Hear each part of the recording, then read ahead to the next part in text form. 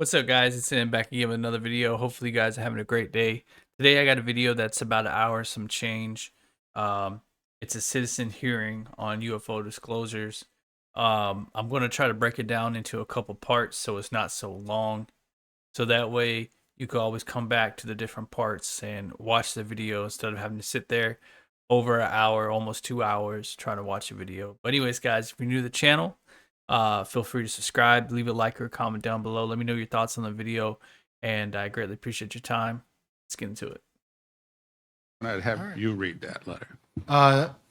There's not just one letter that the committee created. We also have all 6 members who've signed this because it does not deal with a foreign government. It deals with the Veterans Affairs Administration and is also addressed to the President of the United States. We're all 6 members of this committee, and I won't take the time to read it. You're welcome to come up later. Basically demand that Jim Pennison and Airman Burroughs be granted their medical records from this government.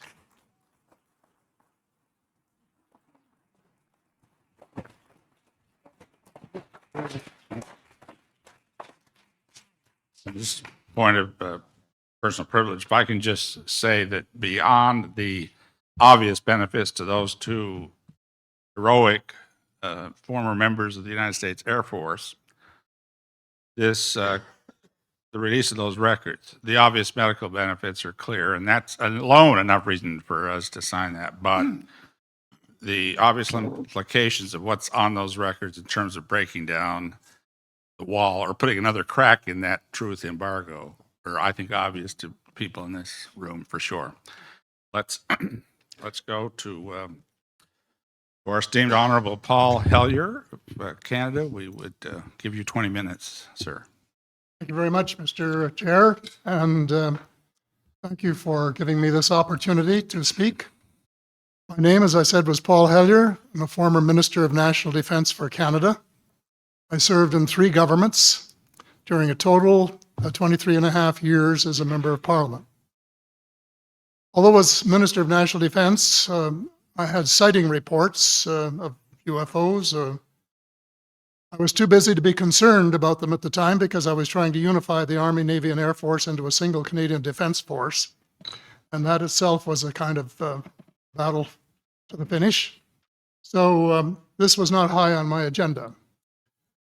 But about 10 years ago, I started getting interested due to a young man from Ottawa sending me material on the subject. I told him I was too busy to read it, but he had confidence that someday I would. He sent me a copy of Colonel Corso's book, The Day After Roswell. It took me a while to get around to reading it, but I took it for my summer reading in 2005 and was really impressed with what was contained in it. And what I thought to myself is there are huge issues here, huge issues. And the American people and the people of the world have a right to know what's going on because they're part of it. It's not just an isolated thing. So after confirming the contents of the book with a retired United States Air Force general, I accepted the invitation of Victor Vigiani, who's over here somewhere, and his cohort, Mike Bird, to speak to a symposium at the University of Toronto. And I said, UFOs are as real as the airplanes flying overhead. That gave me the dubious distinction of being the first person of cabinet rank in the G8 group of countries to say so unequivocally.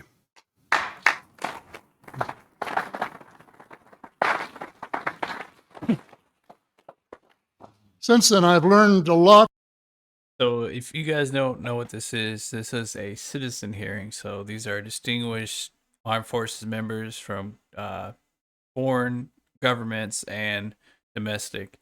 So they have a lot of knowledge in their fields. A lot of times these guys are prime ministers or intelligence officers, or they work somewhere somehow in the government, and not just in American governments but foreign governments like Canada,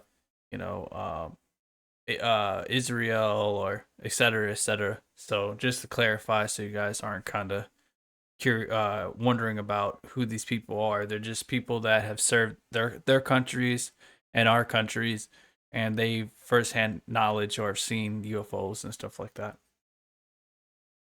From many sources, including a number of the fantastic witnesses that we have heard these last 4 days. So they're so outstanding. I was just really blown away with them, the amount of information that was available. And I appreciate every single one of them. But because I'm not a ufologist, I'm a politician, there are only a few things that I want to add in that particular realm. First is that about in the 1960s sometime, there was a flotilla of UFOs headed south that crossed into NATO territory in Europe. And the commander-in-chief of the Supreme Allied headquarters in Europe was naturally very shaken.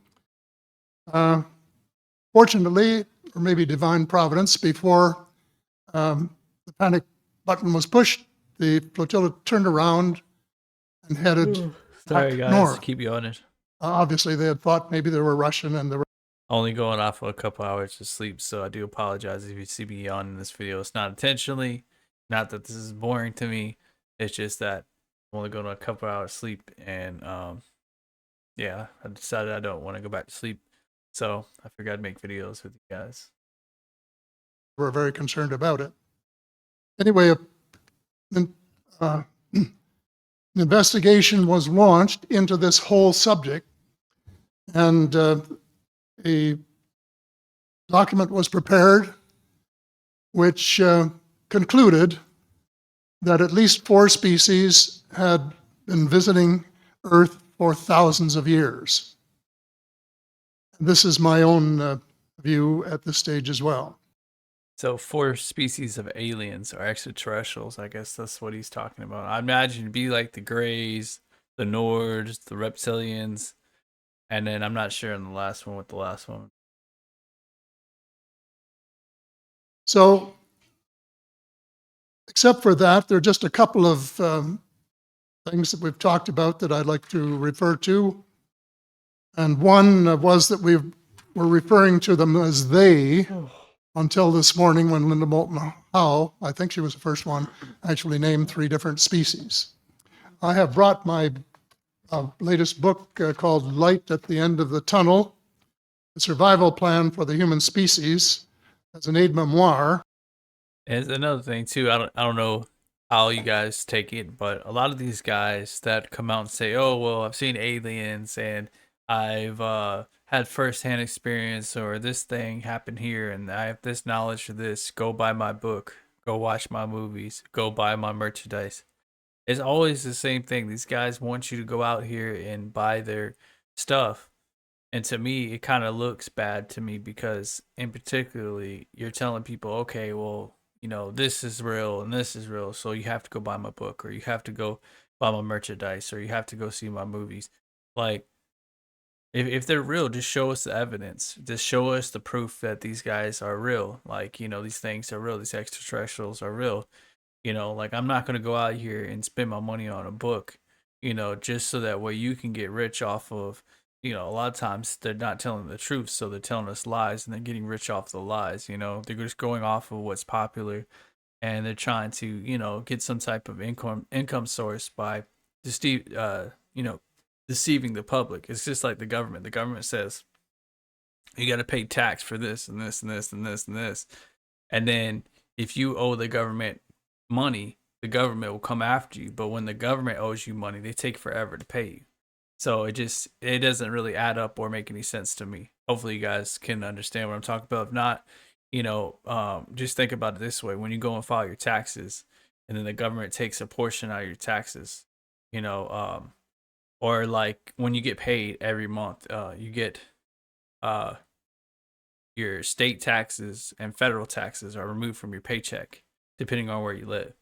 And, you know, when you go and buy food, when you go and buy merchandise, there's tax on it. So you have to pay taxes. But yet, when the government owes you money because they messed up, then they're nowhere to be found. It takes you forever to get that money back. So, but that's kind of what he reminds me. He reminds me of the government. The government will say, "Oh, well, you need to go buy this because of this," or like he's saying, "Oh, well, I've seen this. I've done this. I've had first count knowledge of these aliens. Go buy my book." That's like, man, who wants to buy a book? Just show us the evidence. Just show us the facts. That's all we need. We don't need a book. We don't need merchandise. We don't need movies. We just need to see the facts. Show us exactly the evidence. That's it. And I name 5 different species here. I'm aware of more now. As a matter of fact, I saw a document just a few days ago that mentioned 20. See what I'm saying? He's like, now it's like basically go buy my book because I have firsthand knowledge about these extraterrestrials. Okay, remember it was 4 when he first spoke, and I said 3: reptilians, Nords, and Greys. But now he's saying there's 5 in his book, and then he says that there's 20 or something like that. Or I don't know. To me, it just seems like a load of crap. I'm not saying that it's fake or if it's real. It's just my opinion. Like I'm not saying that. Like I'm very, how you say it, non-biased when it comes to aliens because I want to believe, but at the same time, I want to see the facts. I want to see the information firsthand. I want to see the proof. And if you guys can't show the proof, if you can't show us the facts, then it's hard for me to wrap my head around what you're saying. Especially when a lot of these guys, like I said, are just trying to sell you something, you know? Like you see an ad on TV or you see something on TV where they're trying to sell you like a pillow or a blanket or some shoes and they say, "Oh, well, this is the best shoes because of this," or "this is the best blanket because it's comfortable," or "this is the best pillow because of, you get better rest." It's just like this. Buy my book because I have all these different extraterrestrials that you need to read about because of these facts. But there are no facts. It's just a book. And a lot of these books aren't, saying telling the truth. There's just their perspective on what they think is real. It isn't that actually mean it's real. So sorry, if I get too carried away. And I think you, Mr. Chairman, were interested in some of the places they might come from. And I have in here Zeta Reticuli, Reticuli, Reticuli, the Pleiades, Orion, Andromeda, and the Altair star systems. So I don't think we can any more refer to them as they because they're not an amorphous mass. They are different species and consequently may have different agendas. I don't think we can say that they all have the same agenda any more than we could say that the United States, China, and Russia had the same agenda. Our real interests may be very similar, but as of now, our perceived interests are still quite far apart. One more observation before I begin what I want to say, and that is that we spent quite a bit of time talking about the 66-year-old cadavers. And I was glad to have Linda this morning finally say that there are live ETs on Earth at this present time. And at least 2 of them probably working with the United States government. The other species that I learned about not too long ago was called the tall whites. And this is when Paula Harris broke the story just a few years ago. So he's basically talking about the Nords. I mean, I could be mistaken. I paused it early, but the tall whites, the Nordic blondes, that's what they call them. Basically, they look like they're humans, but they're taller and they're not from this solar system. Oh, we've all heard this before. I mean, if you guys are new to UFOs and extraterrestrials, then I do apologize. But the 3 that normally come up when they're talking about UFOs are the Greys, the Reptilians, and the Nords. The Nords are the tall whites, the one with the blonde hair. That's usually what comes up. They do have a 4th one that they've said is kind of like a bug-like creature or something like that. But take it for a grain of salt because a lot of times people pick up on certain things that people say and they twist it and turn it into different things that aren't actually real. And I'm not saying this man, is a liar. I'm not accusing him of anything. It's just a lot of times when people write books or they want you to buy merchandise, they will say whatever they can get the masses to believe to go out and buy this so they can make money off of it. I mean, if I'm wrong, I apologize. Leave a comment down below. Let me know how you guys feel. Do you think that, a lot of these guys are just selling stuff, selling us hope? Even though that in actuality, we would rather see the facts, see the actual, evidence that's proving that these things are real. Go. And through her good offices, I had the chance to talk for about 3 hours with former Airman Charles Hall and listen to this absolutely fascinating story of how he was working with, first of all, he was scared out of his skin. But after that, when he got to know them, how he was working with, and finally they became to trust each other and have a good working relationship with the tall whites at the gunnery range at Indian Springs in Nevada. And these tall whites were living on United States Air Force property and working in cooperation with the United States Air Force and sharing technology with them. He wrote a book, incidentally, called Millennial Hospitality.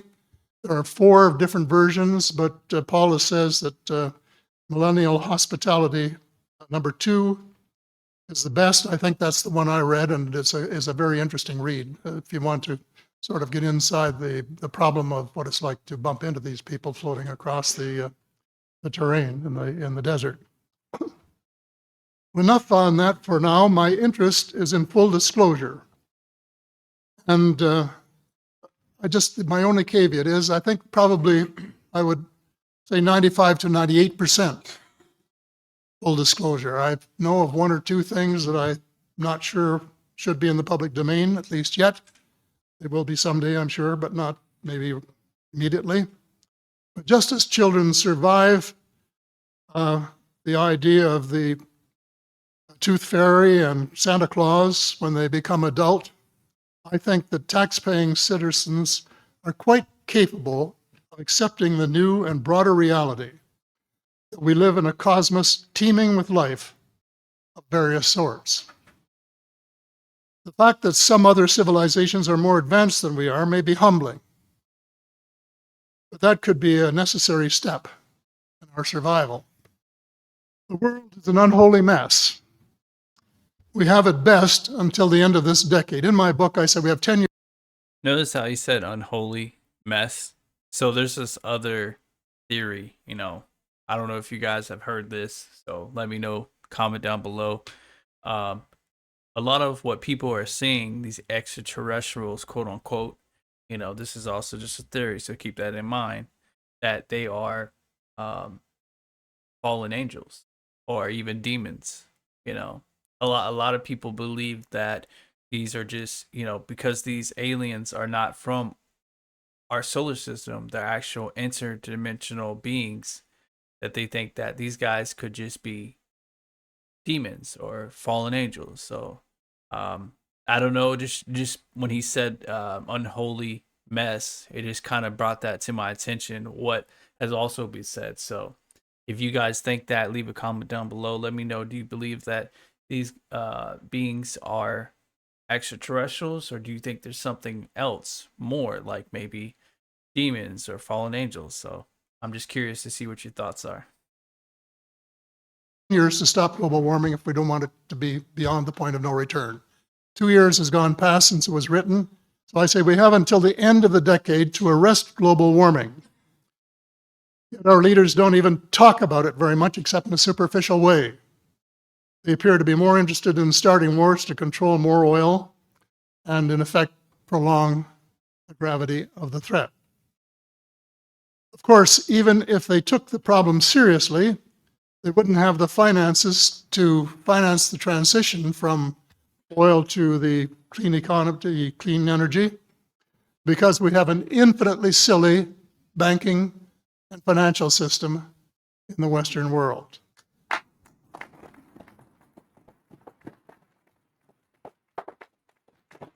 And the United States Congress, I regret to say, is partly responsible, and I'd be glad to elaborate on that later if you're interested. And finally, they need the technology for clean energy. And it exists. And it's being kept secret by the same vested interests who control our destiny. Who are these vested interests, and what are they up to? Well, Senator, you were talking about a military junta. In my opinion, that is true, but I have broadened and deepened the definition to cabal. And the cabal comprises members of the Three Sisters: the Council on Foreign Relations, the Bilderbergers, and the Trilateral Commission, the International Banking Cartel, the Oil Cartel, members of various intelligence organizations, select members of the military junta, who together have become a shadow government of not only the United States, but of much of the Western world. So what he's trying to refer to is there's this shadow government that a lot of people has talked about when it comes to these black budget programs. And like, okay, so for instance, there's $400 billion missing every single year for the Pentagon when they go and do their taxes. And they is unaccounted for. And then 60% of assets for Department of Defense is unaccounted for. So there's a lot of stuff that's taking place that the taxpayers are paying for, but the government isn't willing to give us the information about what's taking place and where the stuff is going, because they don't even have it on any document. It's not even being put into like a folder or anything like that, or file, or in hard drive or anything like that. All this stuff is basically need to know. And they don't want the public to know about it, because if the public found out that the government was had the capabilities to that they backward engineered alien technology and is using it to weaponize it to be able to do different things, you know, for like wars and stuff like that, then we wouldn't it'd basically be a big mess. Like, for instance, we're paying for electric, gas, oil, you know, different things that free energy would basically eliminate. We wouldn't have to pay for it because it would be free energy that the public should be already having right now. But the way that these people are, like he calls them the cabal, is they wish to continually make us pay for these ineffective, you know, sources of oil and energy and gas and electricity and whatever, you know, because they know that they're going to make a profit. And by keeping us away from this free energy allows them to, in secrecy, make these projects and create these weapons and these vehicles and stuff like that without us knowing. And because that we're paying them, you know, through a hard earned money with our taxes, that, you know, they're basically continually to make money off of us, and we're not able to find out what's taking place because of the restrictions and the people that's in place, and there's no documents showing where this stuff is going. So it makes it harder to prove where it's going to and who's using this money to fund what. But I do agree on the cabal part there, you know, about these people that's put in place, and that a lot of projects that they're doing, or like, if for instance, if these sources of energy that we have were to be eliminated, then they wouldn't have a source of income, because they're making so much money off of us with these obsolete energy sources, that if we were to get rid of it and just have this free energy, then they wouldn't be able to continue on these path of all these projects and stuff that they're doing in secrecy. The Council on Foreign Relations is the oldest of the Three Sisters, and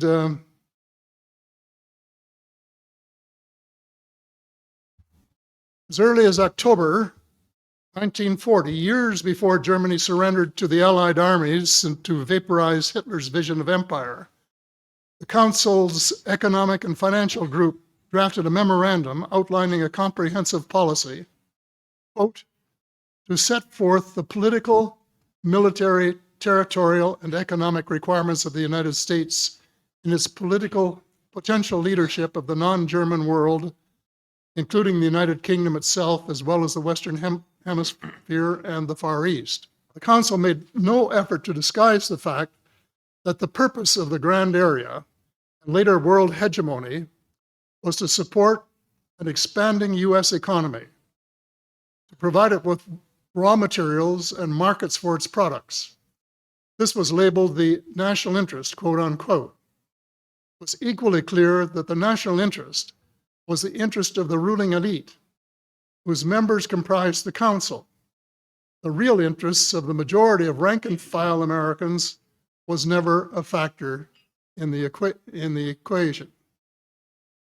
So, Mr. David Rockefeller, who was a member of all three of the sisters, is quoted as saying this at a meeting of the Bilderbergers in Europe.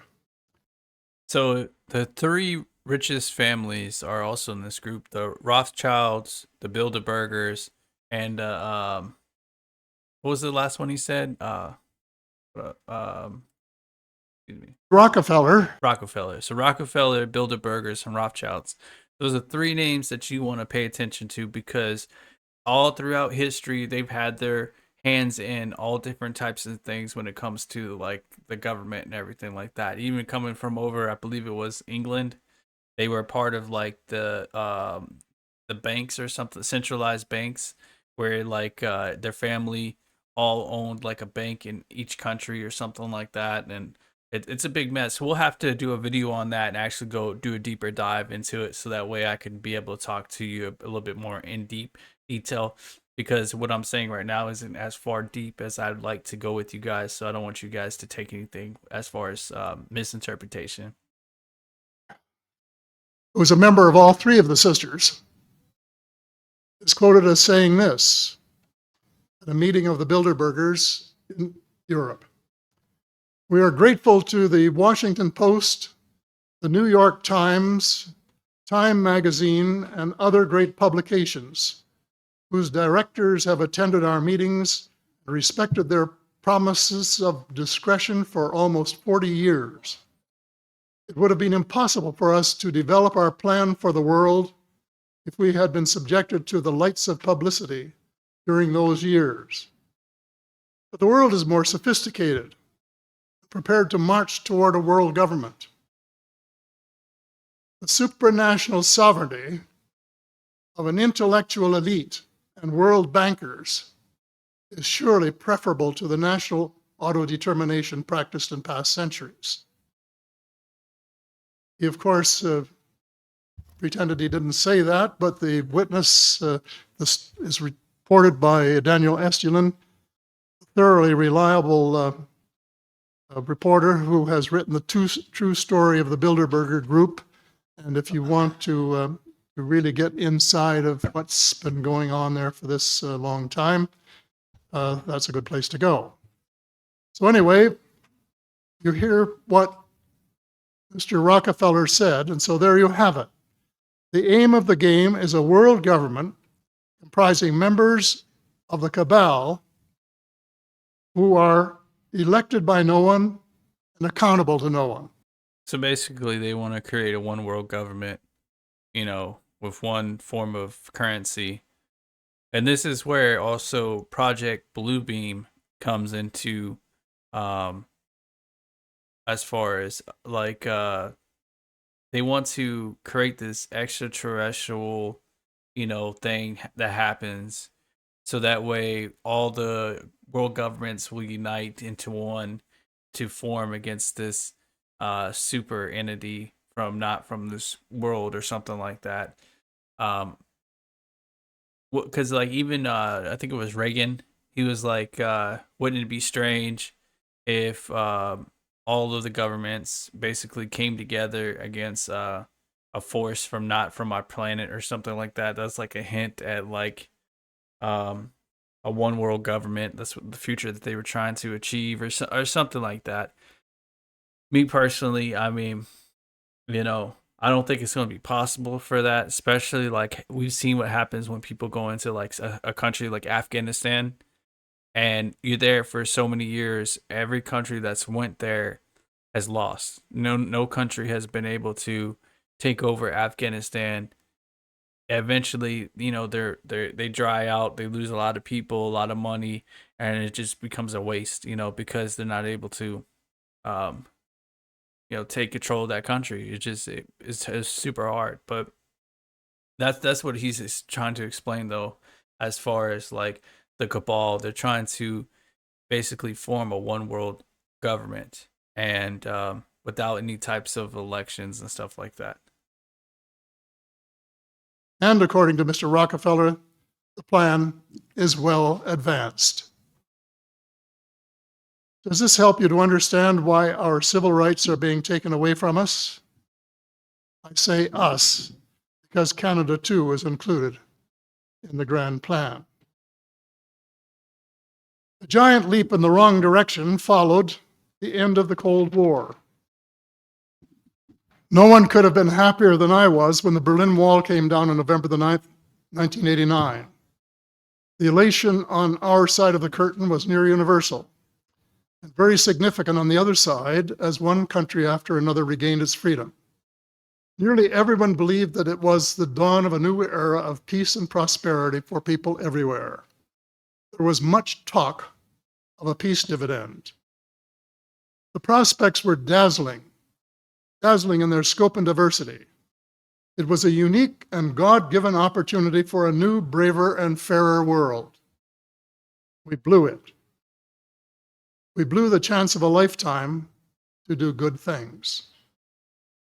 A small group of zealots undermined our golden opportunity to pursue peace, not war, and little did we dream that they had a vastly different vision of the new world order.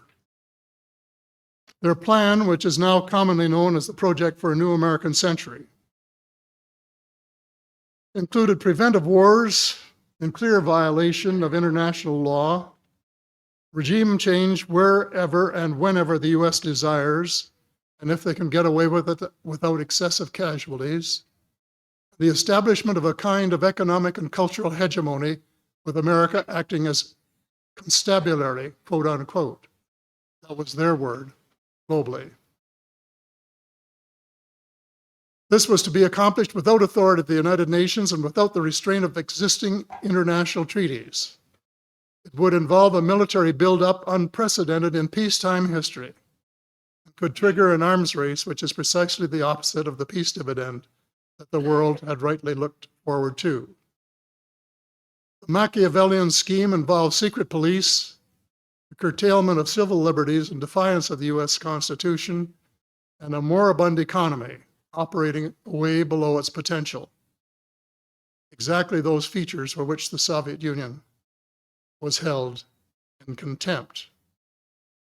The initial draft of the document was so controversial when it was leaked to the New York Times that it had to be rewritten, but it was not changed very much, just the cosmetics, enough to make it politically acceptable. The document said this: it may have been easy to persuade President Bush to abandon his stated policy of not getting America more deeply involved in international affairs, but persuading the American people would be more difficult. Sophisticated Americans would question such a giant sea change in policy. The authors of Rebuilding America's Defenses, Strategy, Forces, and Resources for a New Century recognized this difficulty from the outset, because their document contained the following sentence. Further, I'm quoting, further, the process of transformation, even if it brings revolutionary changes, is likely to be a long one, absent some catastrophic and catalyzing event, like a new Pearl Harbor. But it wasn't too long before they got their catastrophic and catalyzing event. Terrorists struck the World Trade Center in New York and the Pentagon in Washington on September the 11th, 2011. Incidentally, they have removed the sentence about Pearl Harbor in the. You meant 2001. So just clarify. 2001, September 11th, 2001. That's when the World Trade Center was hit by those airplanes and stuff like that. So sorry about that. Document that you could now get if you went to the internet to find it. Almost the whole world mourned. Canada mourned. The overwhelming majority of Muslims condemned the treacherous attacks. My sympathy for the friends and families of the injured and dead was genuine and unwavering to this day. My sympathy for the US government began to grow a bit thin, however, when I heard President Bush cite the reasons for the attack. And I quote, "Why do they hate us?" he asked rhetorically in an address to the Congress. "They hate what they see right here in this chamber, democratically elected government. Their leaders are self-appointed. They hate our freedoms, our freedom of religion, our freedom of speech, our freedom to vote and assemble and disagree with each other." I felt sad when I heard the president's word. I assumed that he believed what he was saying. But if that were true, he was profoundly ignorant of the real thoughts and feelings of people in other parts of the world. If he wanted to hear the truth, he should have listened to Osama bin Laden, who was well informed concerning the origins of the kind of fanatical hatred of the United States, which has led to such treachery. This is his version of events. So if you guys don't realize, so for a long time, the CIA has been working with Osama bin Laden. Like, it's not just been since September 2001 that Osama just all of a sudden sent freaking planes into the World Trade Center. He was actually working with the CIA for a long time beforehand, and they had eyes on him. Even when Bill Clinton was in office, had eyes on him. If they really wanted to get rid of that guy, they could have did it under Bill Clinton, but they never did. So that's why he's saying that the words that George Bush was saying, he didn't believe that he was saying it, because the fact that other countries felt a certain way about it, and Osama had came out and said that, basically what he's about to say right here. We'll listen to it real quick. Every Muslim must rise to defend his religion. The wind of faith is blowing, and the wind of change is blowing to remove evil from the peninsula of Muhammad. Peace be upon him. As to America, I say to you and its people a few words. I swear to God that America will not live in peace before peace reigns in Palestine, and before all the army of infidels depart the land of Muhammad. Peace be upon him. That is clear enough. The dislike of America has nothing to do with democracy versus dictatorship, or wealth, or freedom of religion, or freedom of assembly. It is directly related to American foot dragging and stick handling a just settlement of the Palestinian question. Mr. Hellier, I hate to interrupt. Time has expired, but I'm very happy if the panel has no objection to allow another minute or two to finish your statement. How much time do you think you need to finish it? I think probably somewhere between 1 and 5 minutes, most. I think we'll give you 2 minutes to finish your statement, as much as I'd like to grant more. Thank you. Okay. In short, American foreign policy was the root of the conflict. So here we are more than a decade later fighting another war that can't be won. There is no country on earth powerful enough to protect its citizens against fanatical hate, as we learned from the Boston Marathon. The mere attempt to pursue the impossible pits neighbor against neighbor and the state power structure against everyone. All of the freedoms won by the millions of men and women who fought and died in World War II are being flushed unceremoniously down the drain. The only hope of peace is a negotiated settlement. This will require a paradigm shift in American attitudes. It involves a de facto renunciation of the plan for a new American energy and the adoption of a pledge of cooperation with all humankind to build the kind of world which we are collectively capable of. Young people everywhere need to be challenged by a noble cause. They need to be involved in arresting global warming, creating a banking system that is just and sustainable, and lead the way in the transformation to the new reality that we have to live in harmony with our celestial neighbors, as well as seeking peace on earth. In a word, we have to become spiritual beings and practice the one tenet that the world's major religions have in common. That is the Golden Rule. This field too, and I just want to read one paragraph in this at this time, if you'll allow me, Mr. Chair. This is from the late Dr. John Mack, an American secular Jewish psychiatrist who became a world leader in interviewing abductees, or experiencers, as he called them, came to this conclusion in a startling book, Passport to the Cosmos. Quote, although the aliens are not themselves gods, their behavior is sometimes anything but godlike.